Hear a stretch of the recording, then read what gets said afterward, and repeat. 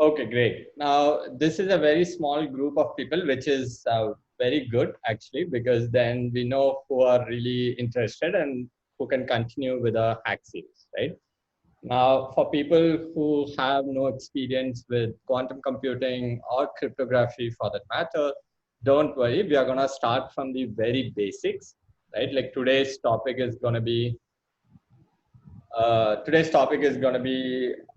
very simple in terms of understanding, because it's mostly theoretical. We'll be looking at not quantum, we'll be looking at the basics of cryptography. Yeah, cryptography 101. We'll start with the history behind it. Why did we even need cryptography in the first place? Then we'll slowly get into the types of cryptography: symmetric key, asymmetric key, and then we'll get into a few of the biggest cryptographic algorithms, and then a few of the hacks that has happened, which means the current cryptography method is not foolproof, right? With basic computing itself, if it's hackable, then what will happen when quantum kicks in? Now, that'll be an interesting cliffhanger with which we'll lead today's session, and then we'll continue it next week. Okay, is that clear? All right, so we have Alo with us and KG with us. Alo is a master's student at IISc. Thank you, Alo, for doing this. Both KG and Alo will be taking us through these things. And Ustad, Amit, Rajshekhar, Ananya, Vaibhav, if you guys have any questions at any point in time, feel free to like put it in the chat or unmute yourself and speak up. Okay. With that, I'm gonna let Alo take control of the screen. Alo, can you try sharing your screen?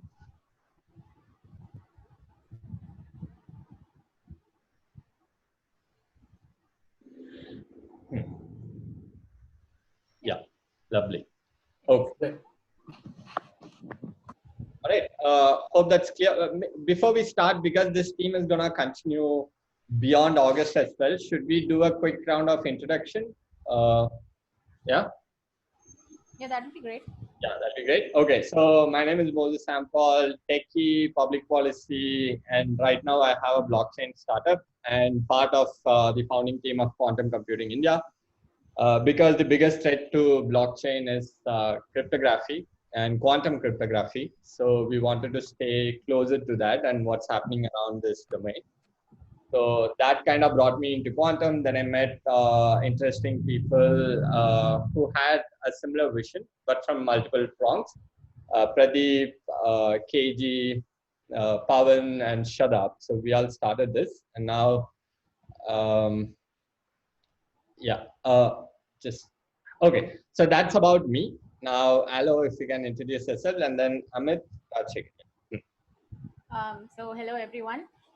Thank you for joining us. It's pretty great to see that so many people are interested in quantum. So I'm a master's student at IISc, and in fact, it was there that I first learned about what is exactly this major Q word that everyone's saying. So I am in theoretical. I do the theoretical work behind quantum. So because your theoretical foundations should be strong, because so that when you implement them, you don't have too many vulnerabilities or hacks. So that's mostly my research. My research lies in post-quantum cryptography. Hmm. Do you want to say the name of the research, the specific? I deal with post-quantum blind signatures. Oh, cool. All right. So we'll get there. So that will be covered in third week of August.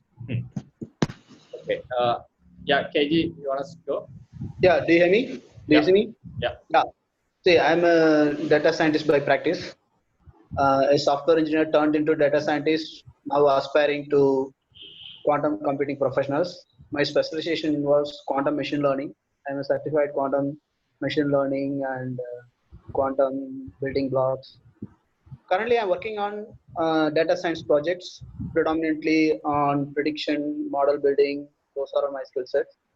And cryptography, I worked in earlier implementations of cryptography. It is always my passion, and I have hands-on experience in building certain quantum, not quantum, some classical cryptographic systems. So this is how I introduced to cryptography.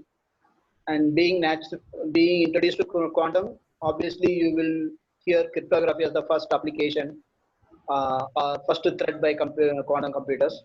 So I have experience in testing, implementing Shor algorithms, and have a fair idea about cryptography. That's all from my side. Over to you, hello, and Raj Shekhar. Hello everyone, my name is Raj. If you guys can come on cam and introduce yourself, so that we can put a face to the name, if possible, not necessary. Yeah, if you feel comfortable. Yeah. Sure, are you able to see me? Okay. Yes. Hello everyone, my name is Raj. I currently work with Dell. I've completed my master's in machine learning and artificial intelligence, and I have done several projects in the area of machine learning and related fields. Apart from that, I was also a kind of a public speaker in terms of delivering a lot of sessions in machine learning field. That's about me, and I'm a beginner in quantum computing. Lovely. Best place to be in. Okay. Yeah, thanks. All right. We'll start. So, should I start? No, we'll start. Oh, sorry. Yes. We can't hear you. We can't hear you. We can't hear you. You cannot. I'm not sure how. Okay. Yeah, you have to be a little louder. Oh, okay. Volume problem. Okay, so hi everyone. I'm Ustad. I'm in 11th grade right now. So I'm a computer science and mathematics student. So I can say that's what caused the interest in this. So my father introduced me to this, and I'm just looking forward to a good session. So that's about me. All right. Thank you. Welcome. Yeah, Hemant. Hi, hello everyone. I'm full stack developer. I have 9 years of experience in that. From 2 to 3 years, I was very much interested in quantum computing, but actually didn't find the exact path where I can start because it involves many the basic knowledge which means I was not having. So through Quantum Computing India, I really appreciate it. It gave me the path. I mean, I can see it starts from the basic and where I can go. Means it clearly gives me the means exact path where I can start with. So I'm really thankful for it. Yeah, thanks. Thank you for the kind words. Rajshekhar went. Vaibhav? Yeah. Hi. Hi, I'm Vaibhav. I'm working as a software developer, but I'm an aerospace engineer turned software developer working at Honeywell. Now exploring quantum computing. It caught my attention last year. I think it has been 7 months. I'm trying to explore as much as I can, and I think this is a great platform where I can actually start to learn on the implementation side. So yeah, very excited. All right. He's underplaying a lot. He has completed like Qiskit and like QSharp, gotten certifications and all these things as well. And he'll be working with Quantum Computing India in quantum cryptography vertical as an apprenticeship from Monday. Yeah, that would be good. Yeah, thanks. All right. Okay, Samruddha.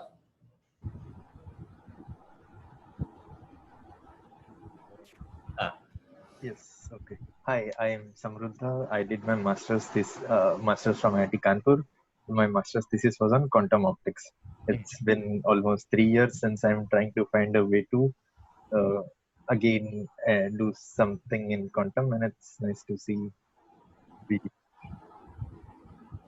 Okay.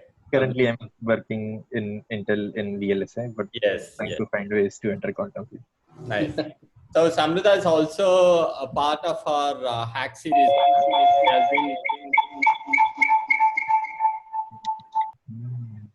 He has been working on our quantum finance hack series that has been happening, and he's a really fast learner, so he has now done that. Not that it's fully completed, but he's also interested in quantum cryptography, and he's here.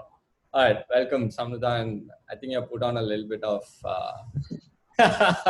Wait, okay, that's good. That's good. Okay, Ananya.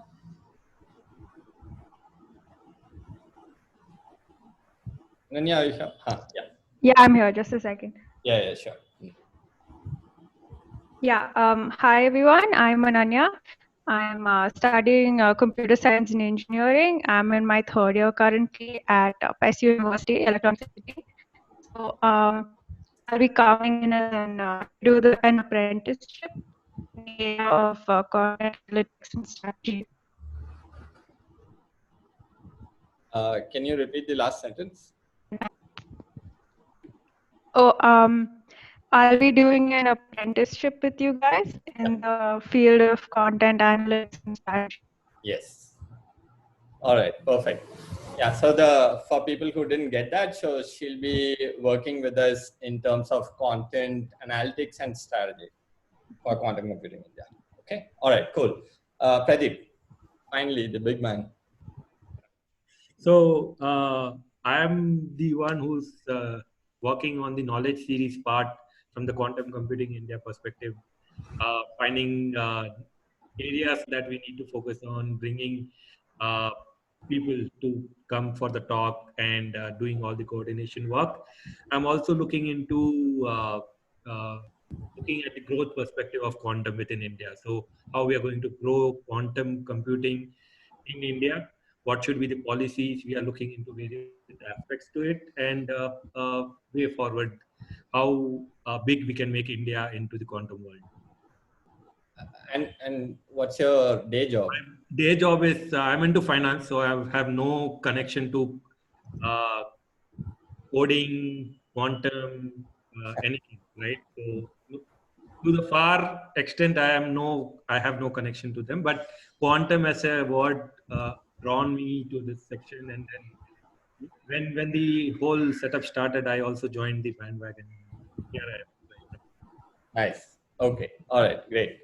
Okay, so that's 15 minutes. Now we have 1 hour 30 minutes. Alo and KG, please bear with us. It's okay if we run like over a little bit, but yeah, cool. So Alo, over to you. Okay. So I'll start then. Yep.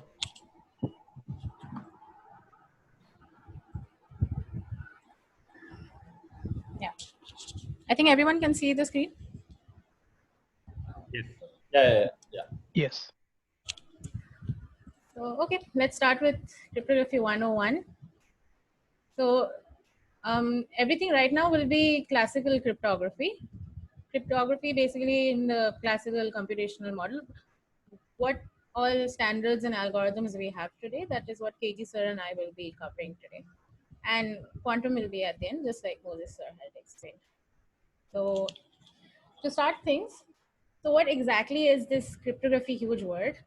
So it's basically I'm sending a message to you, but I don't want anyone else to see. In layman terms, that's what it is. I want to protect that information, garble that information, because that could be sensitive. I mean, unless of course, if I were wanting everyone to know, I'd probably announce it on a loudspeaker. But if I want to keep it concealed, that is the science and the art of concealing your information and giving it only those people for which it is intended. Only they should have the access. So crypt is means a hidden or a vault, and graphy is writing. So that's how the word origin. Some of the key concepts you have in cryptography. So you have a plain. I think I should explain this with the diagram. Hang on. So I'll be explaining this, of course, but yeah. Okay. So your key concepts in cryptography will be, you have your plain text, plain as in you can it's human readable. This is your plain text. And your aim is to make it into an encrypted message, which is also known as a ciphertext.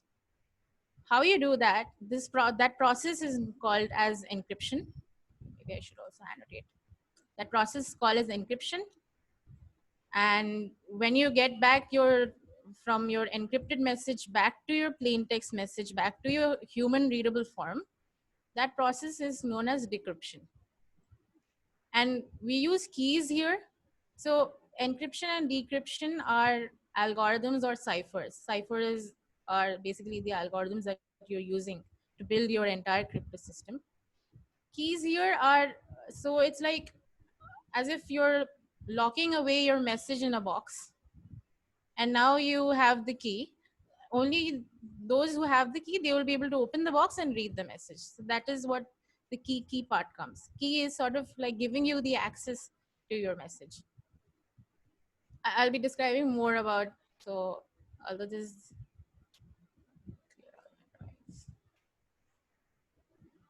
yeah.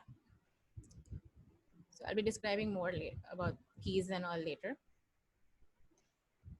Yeah, so next we have is a very important principle. This is the Kirchhoff's principle in crypto. So he stated that, yeah, where did I go? He stated that only the key part should be, how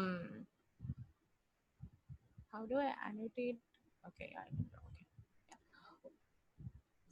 Yeah. Okay, sorry about that, yeah.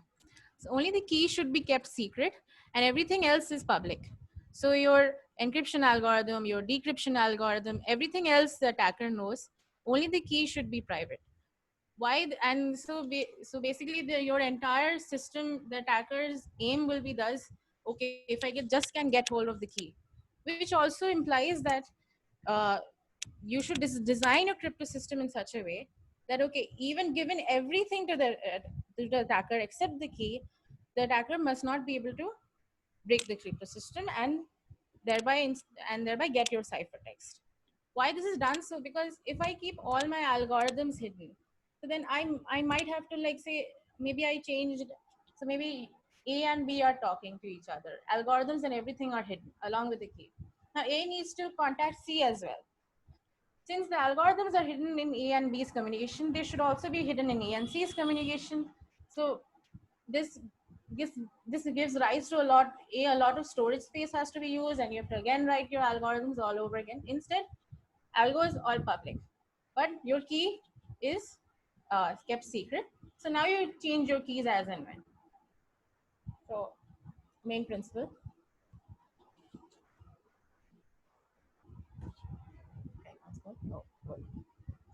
Okay.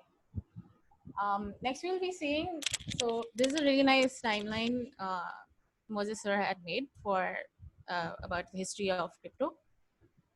So cryptography is not actually not a very modern concept. As you can see, it was like, we had ciphertexts in Egypt, we had Mesopotamia, people had, because you see, crypto's aim is, I need to conceal some information, and information abundant in this world, abundant ages ago, and this hiding thing is still has been throughout the ages. So starting from here 1900 BC, we found ciphertext encrypted on, carved on stones. You had clay slabs in Mesopotamia, and Kama Sutra also had a topic. It has a chapter where how do you send encrypted messages so that your family does not know what messages you're sending to your boyfriend or girlfriend. In the medieval times, this is an important technique, this frequency analysis technique. So Al-Kindi actually gave this. So it's like your plain text has lots of, you have characters A to Z, and you can actually find out that, okay, which characters have more frequency. This is, and in most messages you'll see that the statistics all remain the same. Using that, you can decrypt, you can actually decrypt your ciphertext and break the crypto system. So this is what here shown.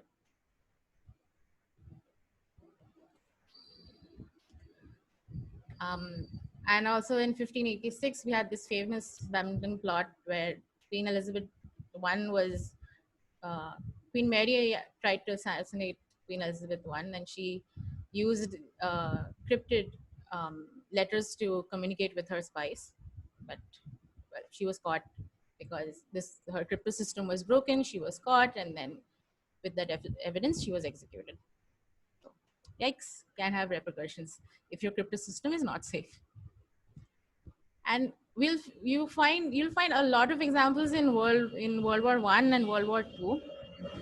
People who have seen the Imitation Game will know that Alan Turing was actually played an important role in breaking the Nazis' code. Right. So that's why the Germans could not win. The Imitation Game, right? Imitation Game, the movie. Yeah. Right. Yeah. A good movie, guys. Watch it. And very interesting, actually. Lots of info you'll get. In the 1950s, so in the 1950s, we actually started building these. Okay, there should be standards so that people.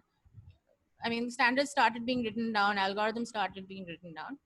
So in 1975, you first had this data encryption standard, which I'll be covering for secure electronic communication.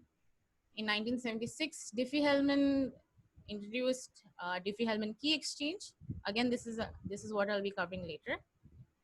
1991, we had BGP standard, which is still used for this is a good encryption standard for sending over. We use it in emails, documents. And finally, in 2001, because data encryption standard was shown to be vulnerable, so in 2001, we had this advanced encryption standard. Actually, NIST and FIPS together, they announced a competition, and then AES won the competition. This was declared to be, yes, this is a good algorithm. Finally, in 2004, we had our first quantum crypto system. IDE Quantic is a German-Swiss-based company, so they have developed a quantum key distribution system. In 2005, the hash algorithm SHA-1, which was being used for quite a long time, then attacks were shown that no, this is actually vulnerable.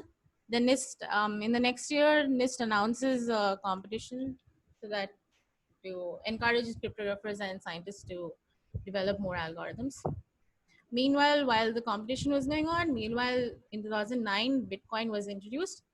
Finally, in 2012, KKAG was the algorithm that won the hash competition that NIST had announced. So this is now the hash algorithm that is used. Okay, so that kind of gave us an idea that cryptography is pretty important and is continued. So, okay, next I'll be talking about what are the types of cryptography. So one important thing I had explained earlier is the key.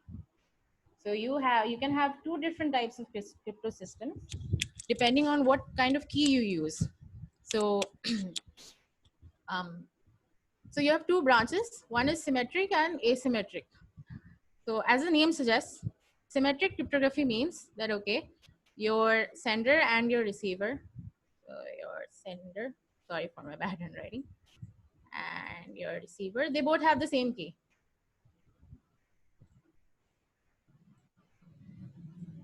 Same key. But in asymmetric scenario, you'll have different keys. So maybe the sender has both parties will then have a public key and a private key. So they will have two different keys. So public key will be used for, so I'll explain it using this diagram. Okay, so when you have the symmetric key, the sender is over here, receiver over here. They already have these same keys, same. So the sender encrypts using this key. When the receiver gets it, since he has the same key, he will decrypt it using the same key as well. But what happens in an asymmetric context, you now have public and private keys. So how does that work? So let's say this is the sender, this is the receiver's end. So now the receiver has a public key and a private key. Public means that anyone has access to the key. Private means that only the receiver will know about this key, no one else. This is exclusively for the receiver. So using this public key, the sender can, because it's public, so the sender takes it, and using this public key, he encrypts it, gets this encrypted message, sends it to the receiver. Now the receiver has the private key. Receiver can now decrypt it and get the human readable form. And yeah. So that was like just an overview of it. So now that we have these two kinds, so I'll be giving a comparative analysis of why of these two systems. So symmetric cryptographies are actually simpler and faster because it's a very simple process. You and I have a key to the same lock and we can both open it, no one else. And since it's simple, it's used for transferring huge amounts of data. You would not use asymmetric encryption. I mean, you rarely use an asymmetric encryption to transfer messages because that takes a lot. Asymmetric encryption takes longer than symmetric encryption. But then what are the problems with symmetric cryptography? You have this key distribution problem. So now, since this is the key to the lock of your message, so then the problem arises that you don't want anyone else to get to know this key, right? Otherwise, they'll decrypt all your messages. So then you need to. So if I know a session key and I want to communicate it to you, I either need to then see a secure channel. So maybe I'm telling you on the phone, but perhaps somebody is actually tapping it. That's not a secure channel then. Or as we'll see later, there are actually key exchange algorithms that I and KG Survey will both be explaining. So you could use that. So that's one disadvantage. And historical example of, so this is a historical example of symmetric key, which is pretty interesting. So this is a Caesar cipher. They say that Julius Caesar actually used it to encrypt his letters. So you have this is your plain text message. So this is your plain text message, characters A, B, C, D, some sentence. And now I'm taking this and I'm shifting it to the right. So as you can see, A is now being mapped to X, B is being mapped to Y, C is being mapped to Z, and like that. So it's a circular shift of your characters, circular. Now what is the key here? The key here is how many shifts should I do? So, well, that was historical and you obviously can't rely on this because, well, it's long been broken. So instead we have modern algorithms. So I've listed them out here. So you have RC4, AES, DES. I'll be covering AES and DES. GDS, Quad, Bluefish. We have lots of symmetric algorithms. Okay, so more disadvantages, yes. So as I was saying, yeah, if the key is leaked to the intruder, it will be a big risk. So how is it? So there are side channel attacks known. So by the electromagnetic radiation of your laptop, they can hackers can actually plot the graph of the radiation and they can figure out the key. Pretty nice attack. So that's why they keep saying that you should. It's recommended to change keys regularly, which is also another problem because then you have to keep on resetting your key. Also, there's a trust issue. So the sender and the receiver have to trust each other. So like say maybe the sender sent it to the receiver, but the sender does not know that the receiver system has already been hacked. If it's hacked, then the hacker knows the key, but the sender does not. So this is a big thing that you need to have. The sender and receiver need to trust each other. Okay, yeah. Key management problem is, so when you have n people and you want a two-party secure communication, for every, so I have n people, so now every pair of people needs to have these symmetric keys, right? So then this is, so by using the complete graph, if I use the complete graph theorem, I'll get that, okay, n into n minus 1 by 2 keys I need. Whereas in case of an asymmetric algorithm, everybody just has a public key and a private key pair. So for everybody, n people, and each person having 2 keys, so that will be 2n keys. Just to illustrate that how big this number is, so you have, say, 1,000 people. So for a symmetric protocol, wow, that's a whooping big number, but you just need only 2,000 keys for asymmetric. Also, symmetric keys ensure confidentiality, but not the integrity or authenticity. So I'll give an overview of this. So confidentiality means that, okay, no one else can see your encrypted message, right? Integrity and authenticity means that integrity tells you that, okay, the message has not been tampered with. Authenticity tells you that only the rightful owner has sent this message. How is this not being ensured by the symmetric? When we will be discussing symmetric and asymmetric algorithms, it will be clearer. So therefore, I'm leaving it right here. Excuse me. Yeah. So the next problem we have is key exhaustion problem. And as I think I mentioned this point before also, you can't use a key more, you can't keep on using the same key over and over again over like for forever. You must keep on changing it. So yeah, keys actually do have an expiration date after which it's recommended to change. Otherwise your hacker can easily get hold of the key. Okay, so that was symmetric, all about symmetric cryptography. Now asymmetric cryptography is, so the advantage of asymmetric cryptography over symmetric is that the private key is not shared. So yay, since I'm not sending anything, then I don't have to, since I'm not sending my private key, I don't have to worry about secure channels or, oh my God, is somebody tapping and actually can get hold of me? Then I don't have that problem. And how is the security then ensured? It's asymmetric algorithms are actually based on the intractability of certain mathematical problems. Yes, sorry for the big sentence, but yeah, when I will be discussing asymmetric algorithms, I'll show it to you by examples. How is the security ensured? Also, asymmetric encryption gives you confidentiality, integrity, authenticity, all three.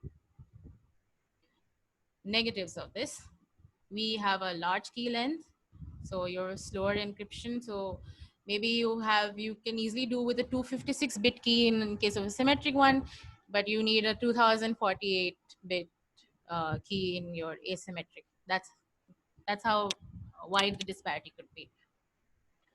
Also, asymmetric needs more resources, needs more computation in terms of encryption and decryption. So therefore, it's not suited for IoT. So when you study about wireless network protocols, you have, your devices are so tiny, that's why, and you don't have much battery on those devices. So it's advised that all your protocols should be energy efficient. So then they use symmetric algorithms in those cases. And yeah, also it's a more complex process, and symmetric is a simpler one. So you have positives and negatives in both. So if you were building a crypto system, which one would you choose? So the takeaway from our discussion so far is, okay, symmetric cryptography is faster, but asymmetric is more secure. So then what exactly should I choose? It actually depends. So this is actually secondary factor, key size. So like I was saying, that this is the disparity between your key sizes. It more depends on your use case. So you would probably want to do disk encryption, like you want to encrypt your files using symmetric key. But maybe when you're giving digital signatures, that's also a topic I'll cover later. And I'll also tell you why symmetric doesn't work in digital signatures, but it works instead in asymmetric. And then there are use cases, we'll see later in applications that there are actually use cases where we use both, we need both. So yeah, which is why, yeah, so that's why you have two branches of cryptography, because you do need both. Your use case demands, as and when it demands, you will use it there. Okay. So, yeah. So now I'll be discussing some symmetric algorithms, mainly DES and AES. It's pretty long, so bear with me, please. Okay. So DES is data encryption standard. So you use this algorithm to encrypt your files, or maybe when you're communicating with each other on WhatsApp, then also this, not exactly this standard, but this algorithm is used, because we'll see later that DES has actually been broken by AES, Advanced Encryption Standard. So yeah. So I'll be giving an overview of how this algorithm works. I'll try not to go into too much details. So this DES is actually based on Feastal block cipher. So this is actually a block cipher. This is not an implementation node. This is an algorithm. The Feastal. So this is a block cipher block cipher means you take your data in blocks and you keep on, you take your data in chunks, and then you keep on encrypting them. So how this works, the encryption process works that, okay, you have a plain text over here. I should annotate, yeah. You have your plain text, you divide it into two chunks, left and right. Then you use your keys. Now, key could be single key, but in most cases, we'll see that actually the single key gets broken down. Oh, well, I should explain that actually later. Shouldn't confuse you. Anyway, so you've broken down into left and right pieces. Now you have this function, some function. You input your key and you input the right part. Whatever you get this from, whatever output you get, you XOR it with your left part. Now the output you get here, now this will be your right part, new right part, and the right chunk we had earlier, that will be your new left part. So basically a swap has been done.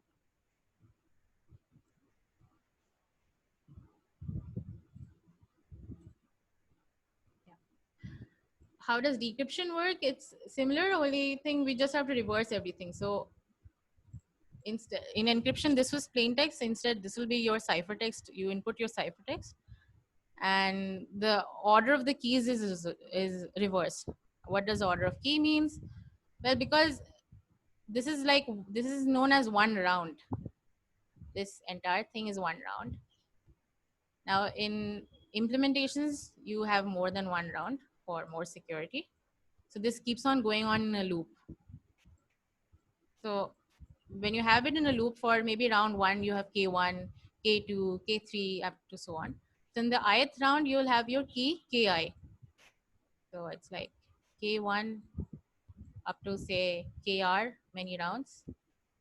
And when I'm going to decrypt, the order should be reversed the other way. Ciphertext in and order of the keys reversed. Okay. So yeah, so like I said, this is an algorithm. This is not an implementation. So this gives you a design model basically. When you're implementing, what are the parameters you should consider? Is first your block size. That okay, how many chunks I need, and what should be the size of each chunk of the plain text? What should be my key size? What is the number of rounds? How many times should I do this Feastal structure? And the number of sub keys you use. So like you have one major key, but out of which you'll be branching because you have more than one round. So out of that, you'll be branching into multiple keys. So those are called as sub keys. And finally, your round function, which is this F, your round function. So yeah. So these are the parameters you will set, and once you set them, you get an implementation. One such implementation is, and yes, before I move ahead to the implementation, if you have more rounds, they will give you more security, but then it will be inefficient and slow at the same time. So that's the trade-off in cryptography. even in algorithms, whenever we study, there's always a trade-off. So yeah, that's okay. So one such implementation of Feastal block cipher is your DES, data encryption standard. So it should fit. Yeah. Okay, so this is a block diagram. This is your first level abstraction. So you get, as you can see, this is your main key. The main key is actually 64-bit in size, but 8 bits are used as check bits, parity check bits. So for our purposes, we'll just think of them as 56-bit. And you have a round key generator. So as the name says, round key. So it generates for every round, like you have round 1, round 2, round 16. 16 rounds. There's also a parameter, like I said, number of rounds. And round key generator will give you the keys for every round. And as you can see, okay, these are 48 bits. 48-bit keys I am getting. Okay, so how does it work? So you have your plain text here, 64-bit, and block size. Yep, there's another parameter over here, 64-bit block size. You first have an initial permutation. So before I proceed, in DES and AES, you'll see all these permutations. So I'll be explaining, I mean, most of these are matrices that are actually they have all these numbers already predefined. That is how the algorithm works. So you need not like go into the details of, okay, how the numbers are set and all. But just the main takeaway should be that, okay, like what is a straight permutation? Straight permutation means that you're inputting n number of bits, you're getting output n bits. Expansion permutation will be your input is n bits, your output is more than n bits. Similarly, compression permutation will be that your input is n bits, but your output is less than n bits. And that's about all we really need to know, actually. Did I do something?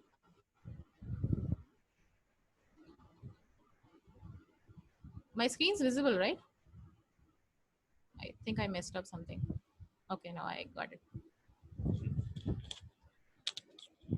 Okay. So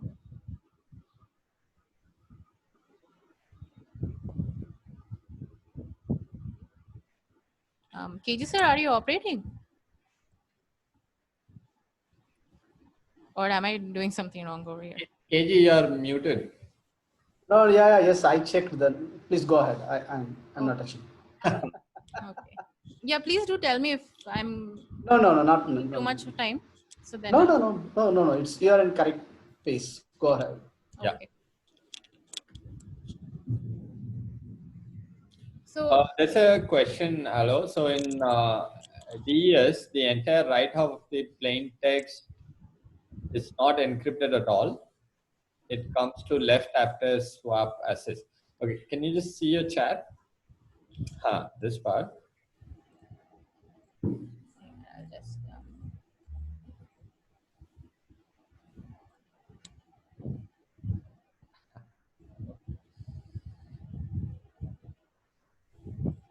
oh, okay. There are a lot of chats here. Sorry, I didn't read them. Okay. In symmetric key, the key is public. No, the key is not public in symmetric, because if you give your key in the symmetric key, the sender and the receiver both have those keys, right? And that's the only key that will decrypt your message. So if you give it away, you're essentially asking, you're giving the ability for everyone to decrypt your message. So it's not in symmetric, it's an asymmetric key that we have public and private key. Okay. Oh, okay. KG sir actually also. Yeah, KG has answered, and the last one, Devanshi has answered. Just. What was the question? The entire right.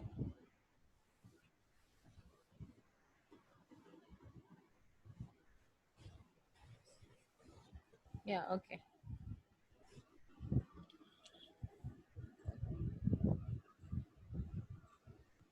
Okay, then I'll continue.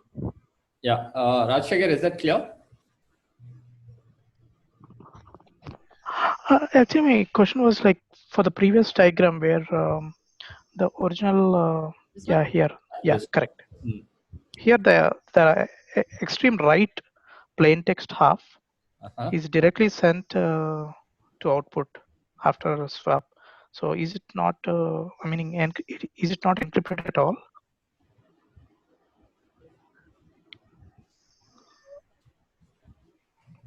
Yeah, the right side one. So so once the plain text is divided into two halves, the extreme right hand half is directly sent to the output. Yeah. Meaning, Because I was just wondering if only half of the message is encrypted. but then note that this is only one round, and Oh, we okay. don't use only one round. Like in DES you have 16 rounds, in AES you have 10, 12, 16 rounds, like that. Oh, it gets covered in later One. rounds. So even if in one round you're not encrypting, ultimately after the swap is going. So if this swap wasn't there, yes, then your point would have been valid that, okay, look, I'm not even encrypting one half of my plain text. Right. Because Gotcha. swap, everything, yeah. Sure, thanks.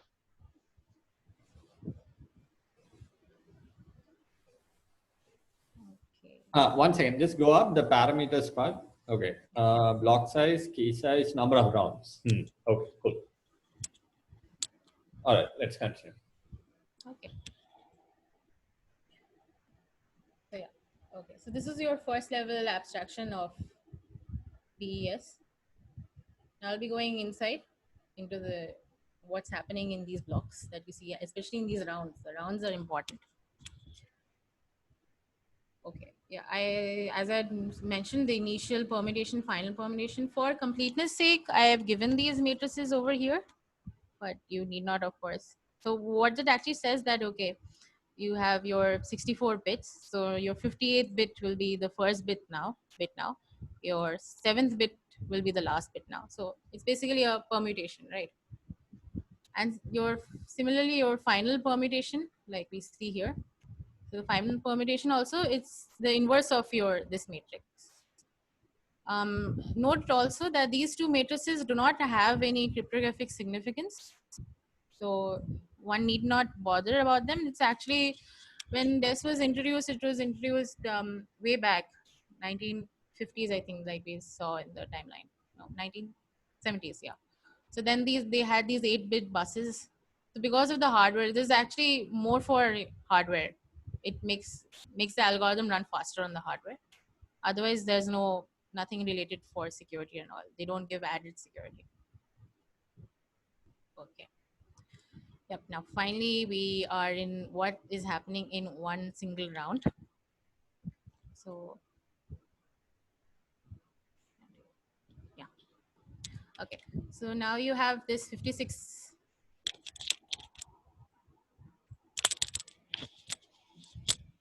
Okay. So you have a 56-bit key over here. And I will split it into two, 28 bits, 28 bits. I'll do a left circular shift. I should have written left circular over here. Left circular shift here, left circular shift here. And I'll give them to a compression permutation. So the name tells me that, okay, I'll not only permute the bits, I'll also eat away some of the bits. Why? Because then from this 56-bit, I can boil it down to a 48-bit key size. And yeah, so that, okay, so this is your round key generation. And when we go on to your encryption, so the right part is, so you remember, as you as you'll recall. So yeah, so you have a 64-bit plain text split into two, left and right, 32 bits, 32 bits. Okay.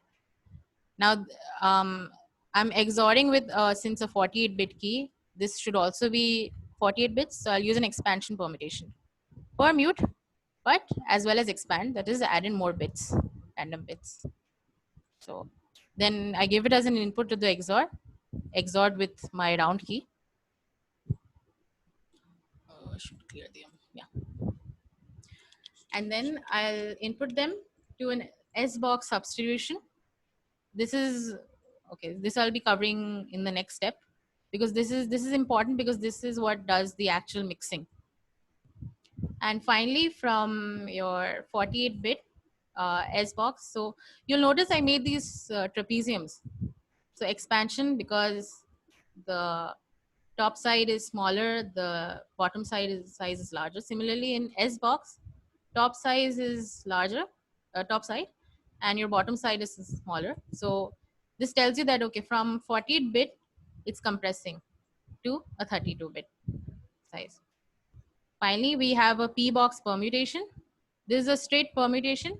You simply permute your bits. You don't add any extra bits. You don't delete any bits. Straight permutation. So means 32-bit input and 32-bit output. And yeah, there are indeed a lot of permutations involved. This is basically to make it more complex, because so that your ciphertext is not easily correlated with your plain text. So that's it. Main thing is, yes, your S-box permutation does the actual mixing. How this is done, I'll tell you.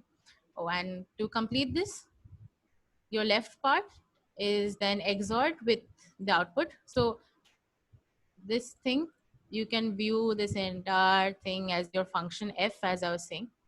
F, that was also one of your parameters in Feastal block cipher. F takes in R, F takes in the round key, sorry, round key over here. Yeah. And finally, the output is then XORed with the left part. So left comes here, XORed. And yeah, R here, and I think I have missed swapping. No, I did the swap, yeah. Okay, the cross here, so that's swapped.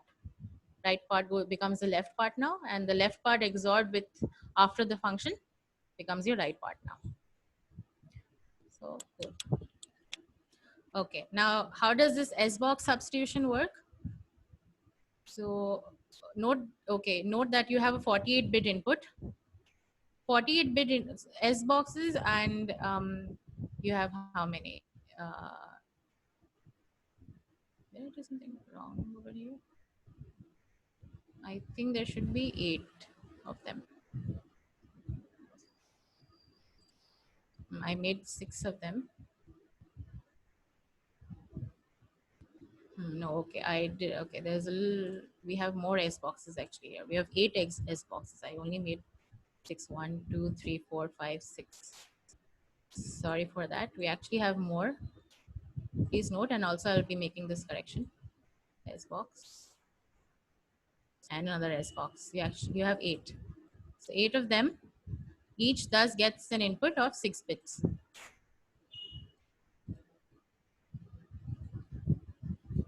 Cool. So once you give an input to 6-bit input, what happens then? So S-box, again, like your other permutations, it's also a matrix. So I've defined this. I mean, I've given for one S-box matrix. You need not go into the numbers. But how is this done is that you're given input 6 bits. So your first and your last bit, they'll give you the row number, and in between your 4 bits, they'll give you the column number, which column you should go for. So if like for example, if my entire string is like 0, 0, 0, 0, 0, 0, all zeros, so then row is also 0, column is also 0, so I get the number 14. So in place of that, in that 6 bits I had was zeros, right? So now I'll substitute it. That is why it's S-box is it's also a substitution permutation, we call it. So then I'll replace it using 14. So 0 becomes 14. So this is again a mixing part that's done. And yeah, that completes your encryption. So again, just a recap of what we did. 64-bit plain text, you have your initial and final permutation, which was done because of hardware limitations at that time. No cryptographic significance. And then you have these 16 rounds. Rounds is one round consisting of this entire huge thing. And the main part is your S-box substitution, which does your mixing. of your input. Yeah. Now this is your encryption. If I were to do decryption, like I said in the Feastal block cipher, when you decrypt, instead of plain text here, instead of plain text here, I'll now have my ciphertext, and instead of K1 to K16, my order will be reversed, and voila, I have decrypted.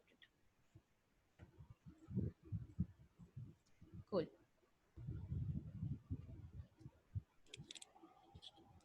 Okay, so that was your data encryption standard, but then it was shown actually that DES can be broken because you're using essentially only a 56-bit key, which is too small, gives you very less security, and now DES is now obsolete.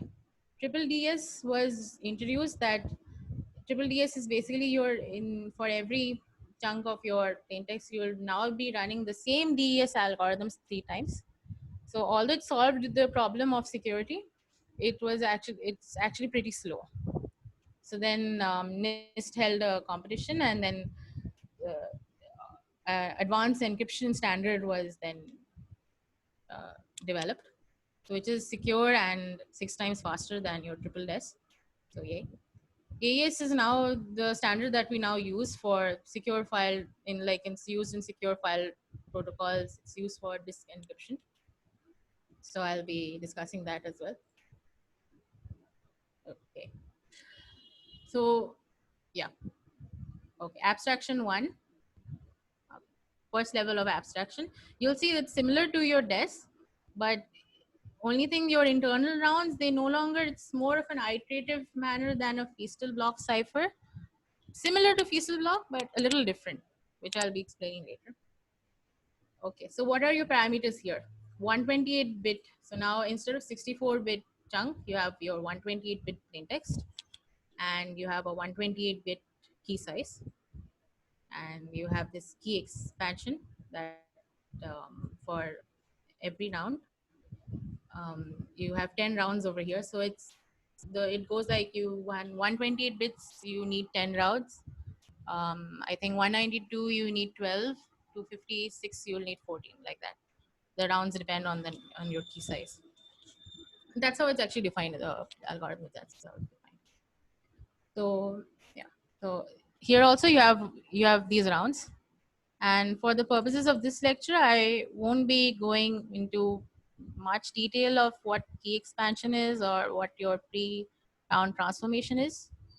Not particularly significant in terms of security, but we will be looking into what's going on in each round, which is important. Also note that round 10, I've colored this blue intentionally because this round is a little different from your rest of your rounds. So let's see how. Okay. So in each round, now, like in Feastal block cipher, I was splitting my plaintext into left and right chunks, and then I was doing it. Instead, the entire plaintext will be encrypted or permuted or whatever. But this time there's no division. Note that. Okay, so these are your main functions that are going on. Add round key is basically I am XORing. Plaintext is being XORed with your key. And then I have a sub bytes functions being called, shift rows, and then mix columns. And finally, again, I'm XORing with the next. Yeah, I'll be explaining all this. So bear with me. Okay, yeah. And as I said, the last round is different. So that's because you no longer have this mix columns. So you'll see add round, sub bytes, shift rows, and mix columns. Last round, you don't have the mix columns. That's the only difference.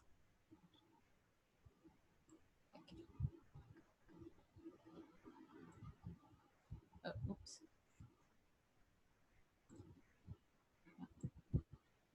Cool. Okay, so add round, yeah. So first is add round key, I XORed it.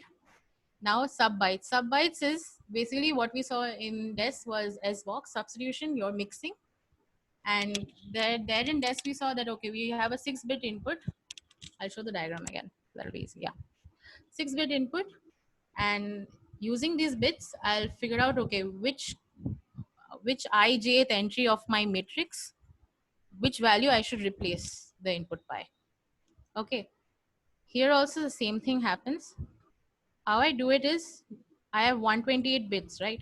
128 bits of plain text. I'll be now arranging them in a 4x4 matrix. So 128 bits is 16 bytes. I'll now arrange these 16 bytes in a 4x4 matrix as so. B0, B1, B2, B3, so on. Okay. Now I'll take each byte. So that means now I have 8 bits. In DES I had 6 bits only. And here, the first 4 bits will determine which is your row. First 4 here. Last 4 will determine which column. So as you can see, first 4, so you have 2 to the power 4 possibilities. So that means 16. Similarly, 2 to the power 4 possibilities for column. So that amounts to 16 by 16 matrix. Similar huge matrix, similar to the one I had shown you in DES. And these also, they also contain values. So once you get your row and your column, you figure out what that ijth element is. And in place of this, I'm going to replace this value. Ta-da. Cool. So, okay. Next we have, okay. So what was after subbytes was, not this one, yeah. Shift rows. Okay, so how does shift rows work? Same input is being arranged in a 16 bytes, 4x4 matrix. And depending on your row number, starting from 0, 1, 2, 3. And like the name of the function suggests, shift rows. So your 0th row will be left shifted 0 bits. So basically no change at all. Your first row will be left circular shift by 1 bit. So as you can see, it got hopped. This hopped here, this hopped here, this hopped here, and circular, right? So this goes back, circular fashion, and hop. Ta-da. Similarly, your second row, left circular shift. Okay, this is a typo, really sorry. I'll be correcting all this. Left circular shift, 3 bits, 2 bits, 3 bits, depending on your row number. Next was mixed columns. Subbytes is done, shift rows, and now we have mixed columns. Mixed columns is your input, again, 4x4 matrix. I'll be multiplying this with another matrix. This matrix, again, like other permutation matrices, is predefined. In the algorithm, numbers are already given, and I'll get a new matrix. So that's how I'm changing my input bits, and I'm getting my new matrix using matrix multiplication. Cool. Only thing to note, in the last round, mixed columns is not there. You don't do mixed columns there. Okay, so how does decryption work? And no, unlike in DES, you don't just simply reverse your cipher and your plaintext and your keys. You also have to reverse all your sub-processes. So not only keys are reversed, so when you're decrypting, ciphertext comes in, keys are reversed, and your sub-processes are also reversed. So unlike your Feastal block cipher, which was pretty simple, since your sub-processes are also being reversed, so it's like if you were coding this, if you were coding a simple Feastal block cipher, the same function would do, only the inputs would change, right? Because you're changing only what is going in, whether you're plaintext or cipher or the keys. But in case of AES, you need to code 2 functions now, because now your sub-processes also are being changed. So maybe you already have modules for each process, but then you'll have to call them in a reverse order, which could be noted as a slight inconvenience as compared to DES. Yeah, so as we have it here, sub-processes in reverse order. Okay, so that completes my symmetric cryptography. I explained two important symmetric algorithms over here. Now I'll be moving into asymmetric cryptography. So first is here. So first concept we have here is digital signature. So it's similar to like we sign on a paper, we authenticate it, and we say that okay, since we signed on this paper, so yes, I'm the I may be agreeing to whatever is written on the document. So we sign because of authentication. Similarly, now since we have digital data, we now need digital signatures. So how also note that digital signatures is important. It has three important properties. One, it ensures authenticity. That is, when you know that somebody has digitally signed this, you know that okay, the rightful owner has signed it. Two, it gives you integrity. That okay, the message was not tampered on its way. It's maybe some eavesdropper Eve tapped into your channel and changed it. That did not happen. If it happens, then your signature will not be valid. It will not hold valid. Also, digital signatures are publicly verifiable. I'll be explaining how. So maybe that'll be clearer when I explain later in using this diagram. And also non-repudiation. Non-repudiation means that supposedly I signed something and I send it over to you. I can't then back out and say, oh no, I did not actually sign it. Maybe it was hacked or something. Because then you will be able to prove it against me.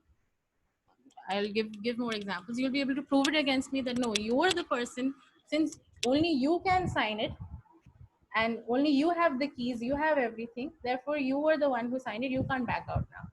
So that's the concept of non-repudiation, which digital signatures offer. So, okay.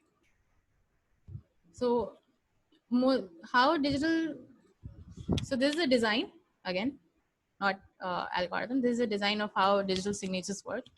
So you have a message M, you hash it. Hash functions are usually used because messages can be arbitrarily long, really, really long.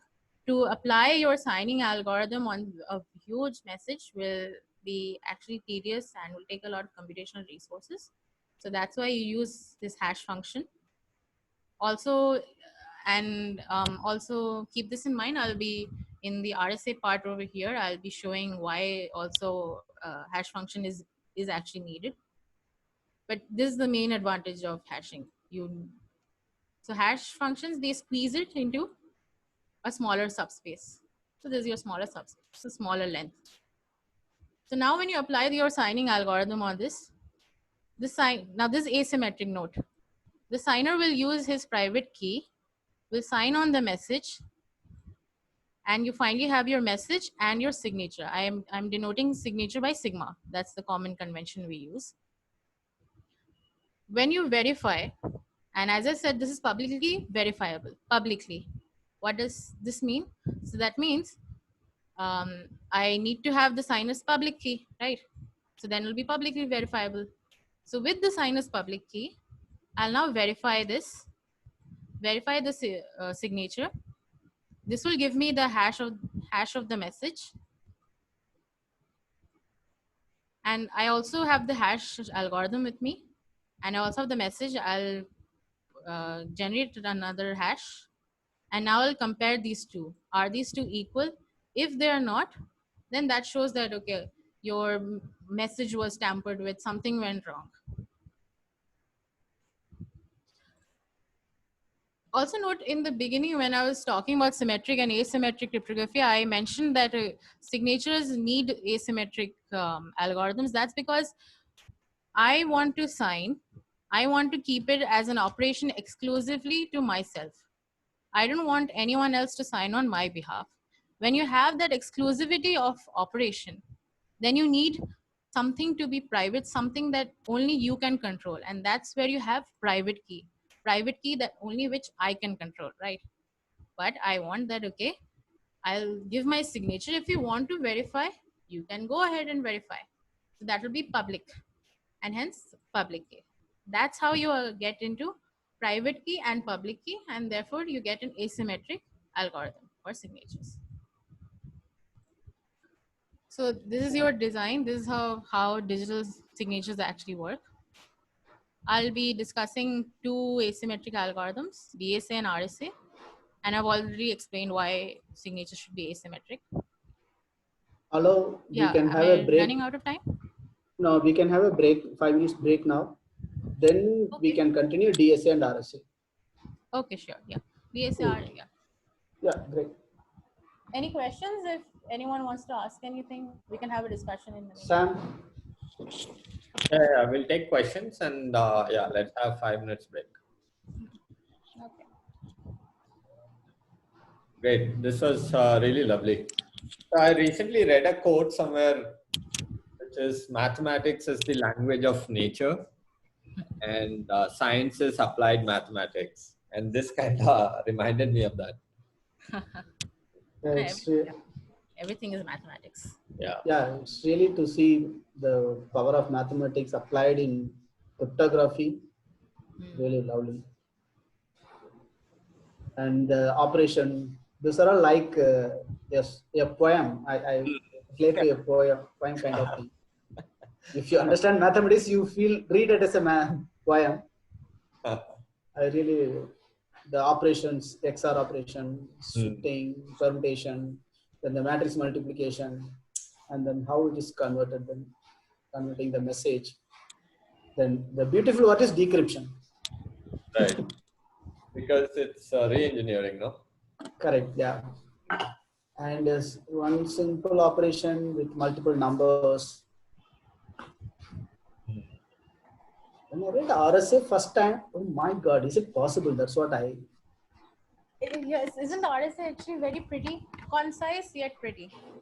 Yeah. So short that it's actually Correct. secure. Correct. So you don't even need an entire huge algorithm to build your crypto system. Just a short algorithm and you're done. Yeah, short and sweet. I think we should take a break. Yeah. Take a break. All right, guys, if you have any questions, please put it in the chat or unmute yourselves and talk. Yeah, we're still there. Yeah. Please go have some water, stretch yourself, and then come back in 5 minutes. So we'll start at 5:22, 7 minutes, 6 minutes.